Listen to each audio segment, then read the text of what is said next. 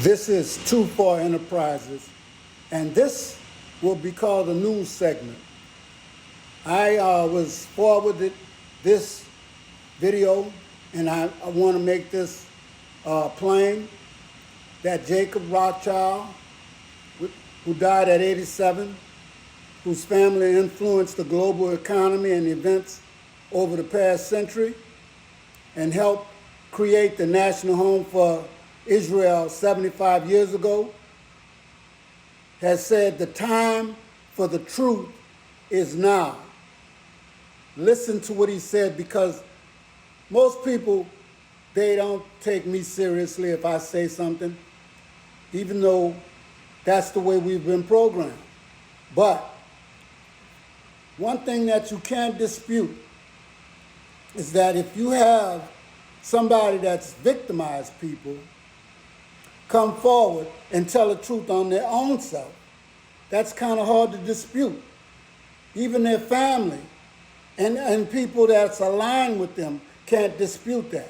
So, we white people can never apologize to the different ethnic, racial groups of people that we have systematically kidnapped, tortured, raped, and caused to be non-existent today.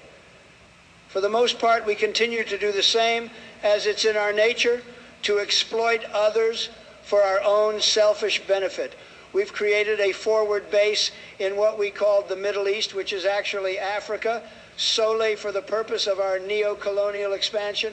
We are so good at what we do that right in plain view of the entire world, we are euthanizing Palestinians without regard for age or gender.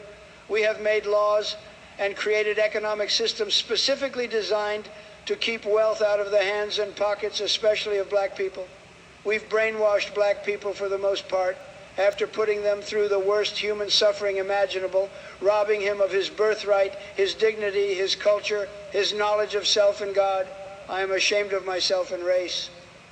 The time for the truth has come. So there it is. It's funny what people will do when they're dying or after they've died, what they will let people know that they would not let know when they were actually doing it and when they were alive. But one thing about deathbed confessions, those who are alive now have to deal with the vile and atrocities that their family and they have committed. So it took a lot, I guess, of coming to God in order for him to make this known. The only reason why I question this is because if you confessed all this, where's the money? I mean, deathbed confessions are fine. I've known what you've been talking about for a long time. But I can't profit, I can't eat words, okay? I can't live on words. Restitution, paying back the debt. You say you can't pay it back, make an effort, okay? This is kind of a strange fruit, because right now we're coming up on the election, and you can see that he was this old, 87 years old probably when he died. And so look at the people that we have running for the most important office in the United States. They're not far from this age. So why in the world would they put the welfare of their citizens first? Why would they even care about what happens after they leave this earth?